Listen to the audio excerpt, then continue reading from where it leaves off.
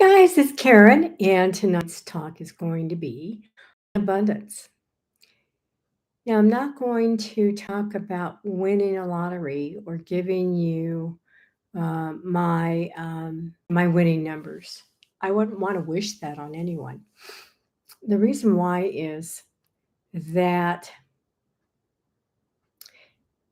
every jump that we make from where we are, where we want to be, brings with it the yeah, but of the ego, old man, which is the cause for us being over here instead of over there where our desire is. As an example, I'm at a point right now in my life that I can say, I want $10,000 and it materializes in 3 days. However, I've been working at this for a very long time. And incrementally, I worked on my abundance so that um, instead of not having cash in my wallet, and believe me, there were times I didn't, I would do a mantra. A mantra came to me. It was cash is my constant companion. From that moment on, cash is my constant companion. Did I have $100 bills in my wallet? Not at that time. I had to work on my level of dealing with the rebuttal from the ego, the amount of guilt that keeps us from accepting the kingdom of God in the form of abundance in our lives is immense. And so each step of the way from where you're at, if you're making, say, $3,000 a month and you want to make $100,000 a month, hi, Valerie, honey, I love you. I want you to know that you are totally capable of doing that. Okay. I tripled my income in less than 45 days. My income prior was really good. My income after 45 days was 3 times pretty damn good. Now, what did I bring up as a rebuttal from the ego? A lot of fear that I was going to somehow get punished because I was standing up higher. And this is one of the major blocks to abundance. And don't say, no, it's not. I don't have any guilt. I will want to talk to you privately, okay? Very privately. The reason why we live in lack is because of guilt, because of fear, because of control. You know, the three of them are together. We control the flow of abundance within our lives so that we control our experience of feeling fear that something horrible is going to happen. Now, I can up the stakes in my life and get more and more and more abundant. But each step of the way, I have to go through the steps I teach as a coach in my Abundance is Mine 60-day self-mastery course. I have to go through all the tools that I teach there, and I have to clear the path for the abundance that's there already to flow into me. And I still get tripped up. Not much and not long, okay? Abundance is flow. It is constant flow. You are a river where if you don't dam it up, the flow will come through you and then out the other side. So whatever I receive, I give out one way or the other. I don't believe in storing money, even though I do have storages of money, but it's not out of fear. I'm just tucking it away because it's earmarked for something. I'm told to do that. I'm told intuitively. That's a good thing. If it was gone tomorrow, it would be okay. I would just manifest that and then some. So it's not a stockade or a supply that is because of fear. Okay, there's a big difference. So you want to picture yourself as going down a river and being this massive straw with a great big opening. And the water, the beautiful water comes in one end and goes out the other end. And you just have a constant flow. Abundance is all around us. Take a look at the amount of leaves on a tree. There's a tree outside my window here. Try to count all the leaves. Okay. Nature is a mirror for God's abundance. And try, just it's just amazing. It floors me that we could ever think that there was a limit to anything. There is no limit on abundance in any form. And if the dollar would crash today, I would still be abundant and it would still flow to me in the appropriate form at that time, as long as I did not panic and control. Again, that control, I'd like to spell it a little bit different, and I will in my book. Valerie knows. She's going to chuckle. And it's an adult word, guys. So, very appropriate for that book. You don't want to control. In 2019, I was at a position where Valerie just laughed. I was in a position where I knew darn well I was controlling the flow of God into my life. And I wanted to break that up so badly. You have to have a burning desire. You have to.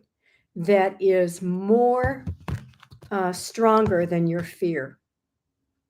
That's number one. Number two is you have to then make a commitment that you are going to let go of control. And that all you have to do, like Neville Goddard teaches, is to stay in the state. So I designed a beautiful visualization where I was in an abundant state in my life and I had no problems. COVID hit. I lost 95% of one business, 97% of another business. The other one went belly up. And I was not actively engaged in a fourth business yet.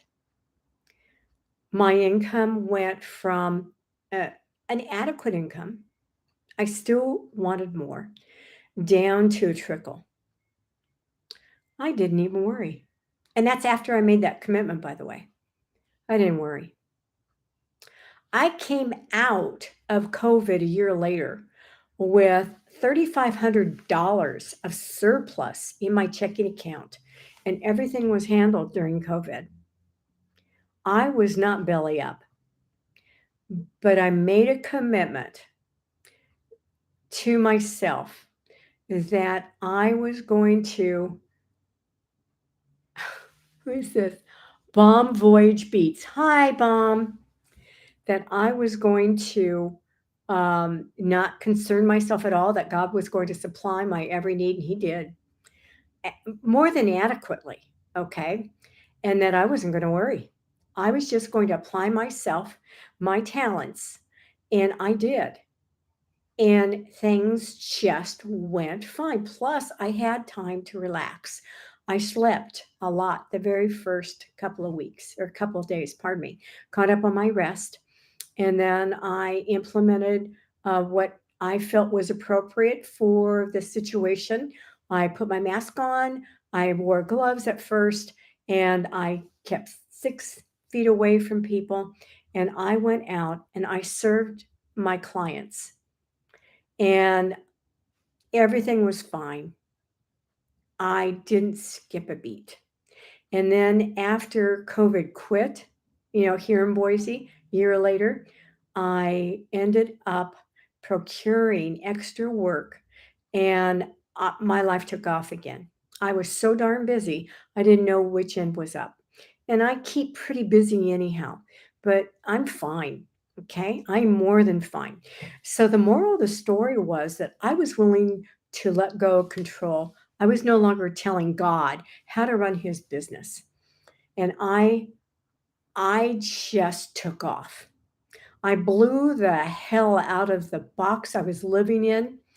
And now it's gotten into really peculiar portions.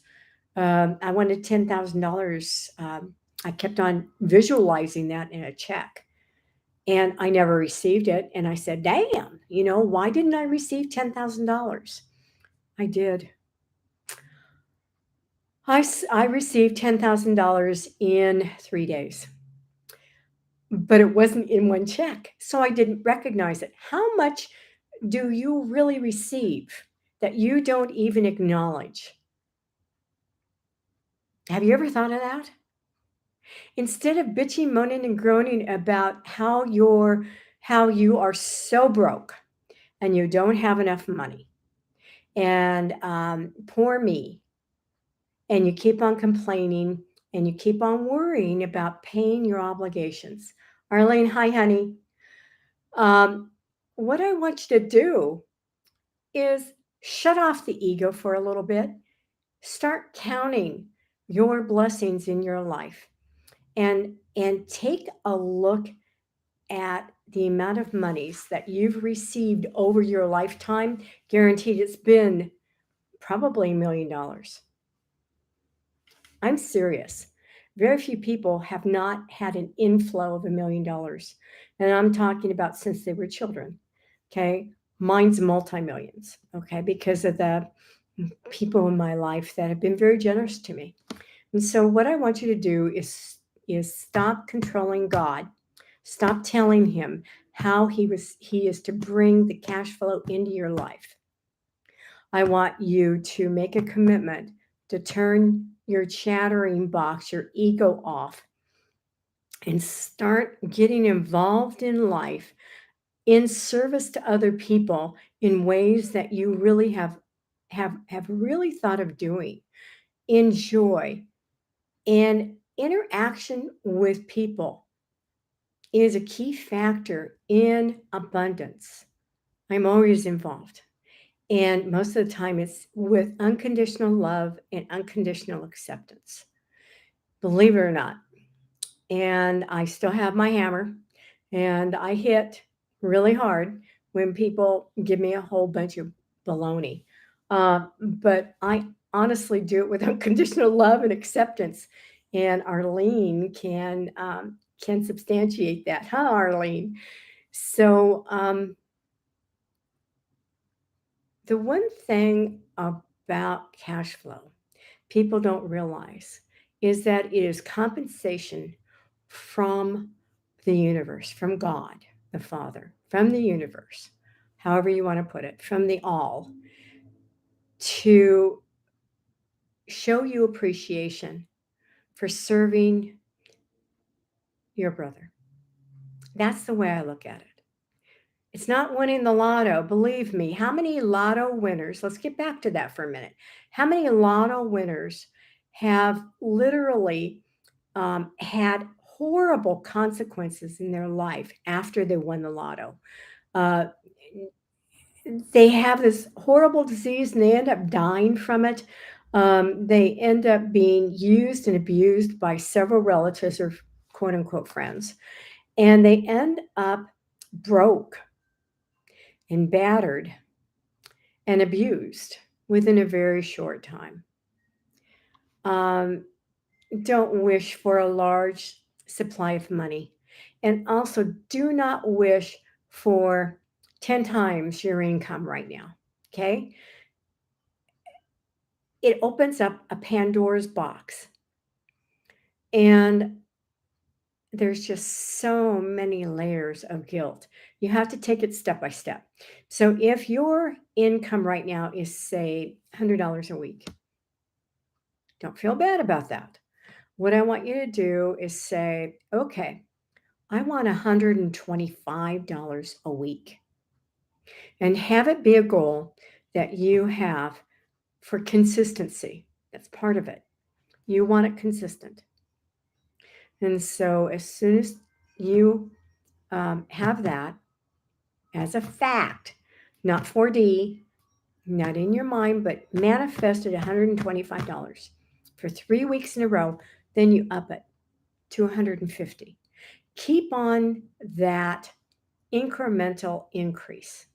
And maybe when you get the flow going, you want $100 more a month or a week, pardon me. And if you continue this, you are going to not only incrementally show yourself some 4D manifested results, but you're also going to face the guilt that comes up for raising yourself up. It's going to be given to you incrementally. And I have an excellent program about giving up guilt, and it's called Goodbye to Guilt. So all of my programs are available. Contact me on Messenger, Karen Sinclair, and I'm happy to send you the details on any of my 14 courses. But I'm going to tell you something about lack. It is control. It's not only controlling God, but it's also controlling other people. When you don't want to do something, you say, "Oh, I don't have enough money for it." If you approach someone, such as me, okay, any coach, and they give you their prices, and it's a program that you really do want to take, your ego is going to whack you and say, "Oh my God, you're scared, get scared. It's going to, no, no, no, let's not do that." And you're going to say, "I can't afford that." It isn't that you truly cannot afford it, it's that you're scared and you're guilty. You feel guilt, you feel fear, and you don't want to upset the apple cart. You buy into the bait that the ego is giving you, and you throw out the lack card. And us coaches don't believe it. We really don't. We see you abundant, okay? And every time anyone throws me the lack, it's just, "No, you're afraid." Okay, fine. Give me a jingle, send me a text when your pain is more intense so that you are willing to take a risk. And I will hold your hand during the course. Now,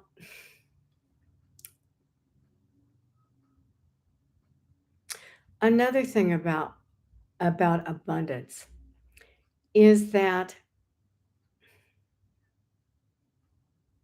it's really nice on the other side of the fence where I don't have to, and I'm not bragging, by the way, I'm telling you facts. It's nice going up to the gas pump at any gas station and not even looking at the price of gas. Just fill up the car. It's nice to go grocery shopping and pick out what I want instead of what's on sale. It's nice to go out and shopping for things I really don't have to have in order to survive. Again, I had to face the guilt. And there was an incredible, intense guilt when I reached a certain level of income, and my income was the same income, if not more, than my former SP, who's a Jewish doctor. And he took notice. He sat up and took notice at the same time. Whatever I spent came back to me and then some. And he noticed that. And we discussed that. And that's another thing about abundance. You can be abundant in your supply, that when you give out freely, without any attachment to it, and with faith, it's increased when it comes back. I love being abundant. I love teaching abundance. I love seeing people get to the point where they don't worry about a damn thing because they know that they've got the cash flow. They may not know where it's coming from, but they know it's there and it will appear at the perfect time. Meanwhile, they're going to go out and they're going to serve the public. They're not going to worry about it. They're not going to demand God present it to them in a specific way. And they are not going to throw themselves against the wall because they have a bill. I remember, just coming back from my trip to Sedona, and you know, we won't go into that. But the day that I got back, I was driving my SUV, and the low pressure in one of the tires, the alert came on, and I said, "Oh no, oh no, okay, let's go in, have it checked." And I knew there was going to be a replaced tire.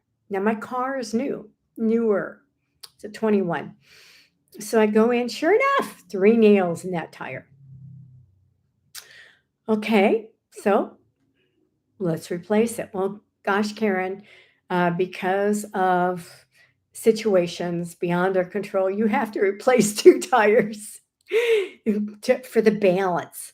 And I understood their logic, and it was fine to me. So when I got back from Sedona, I had to replace 2 tires on my SUV. No big deal. And because my attitude was no big deal and God supplies me, before the credit card bill got to my door, it was paid off. It was paid in full. Easy peasy pudding in pie. So abundance is an attitude. It's an attitude of service to your brothers. It is faith. It's faith that all of your debts, demands, desires, and dreams are met perfectly if you allow it. Let's go into allowing. Allowing is a big deal. If I have a goal of $500 a month income, and my income is maybe 200 a week, we're talking about a week. And I do all the affirmations, and I listen to all kinds of Neville Goddard books. All of them are great. And I scream into a pillow, and I laugh and I dance and I hop around and I wear, funny things on my head. And I pull my angel numbers and do all of this stuff. And I do visualizations. Unless you are willing to allow that substantial increase to come into your life consistently, guys, it doesn't count if it's just once, unless it's a massive emergency that you need, $8,000 by midnight tonight to pay for surgery. And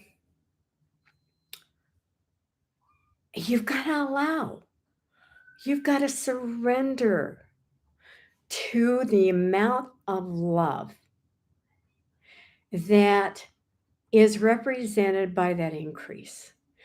And I am allowing more and more to come into my life.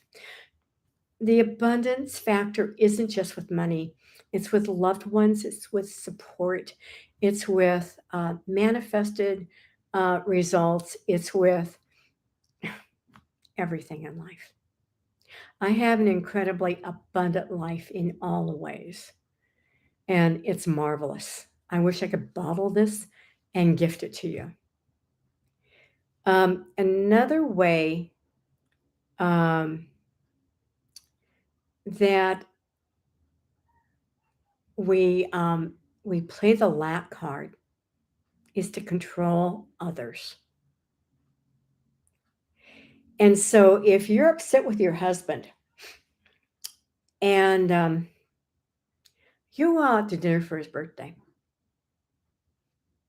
it was well known beforehand that you were going to treat him. You sit down, you order a meal. Hi, Juanita. And you sit there and you're still upset with him. He knows it. He tries to, engage with you and stuff like that. At the end of the meal, when the bill arrives, guess what? You left your credit card at home. So, oh, gee, honey, you're going to have to pay for it. I don't have anything on me to do so. And so he does. Okay. No big deal. Doesn't make a big deal out of it. You never pay him back. That'll get him. So, the thing about lack, number one, it's not a fact. Lack is not a fact, it is a state. And it's a state of holding yourself hostage by fear and guilt. It's the state of isolating yourself from other people and from engagement in life, meaning that you don't function well in life at all. You go and window shop. I'm going to tell you one thing I really changed in my life. I don't go into a store without buying something. Every store that I've ever gone into in the last couple of years, they love me. They know I come in and I don't waste their time. I ask them for a specific thing, they point me in the right direction or tell me where I can get it, perhaps. We engage in conversation, and then all of a sudden I see something that I've really wanted and I didn't know they had. And so I get it. Um, Everybody knows that I shop and I'm not there to be a looky loo. And they love me. They really do. Not because I spend money, but because of my attitude. I'm just free. Um, Lack is an incredible noose around your neck, and you're the one who made the noose, put the noose around your neck, and you're pulling on the other end. When you take that noose off, you feel so free. Took that noose off me in 2019. I started it, and my life is immensely, incredibly abundant. Now, I'm going to have a Zoom paid presentation on abundance a week from Saturday. The price is $25. Come and give me I want to attend on Messenger, and I will send you the details on how to send me money. And I will save a seat for you. And that also gives you the opportunity to see the replay in case you can't be there. I do my Zooms at 6 p.m. Mountain Standard Time, and therefore a lot of people aren't are in La La Land at that time. I understand that. So you've got the Zoom recording.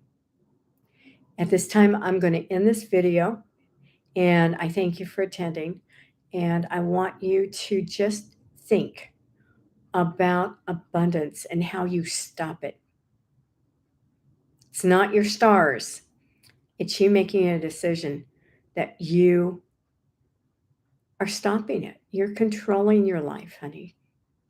Stop that. Bye now.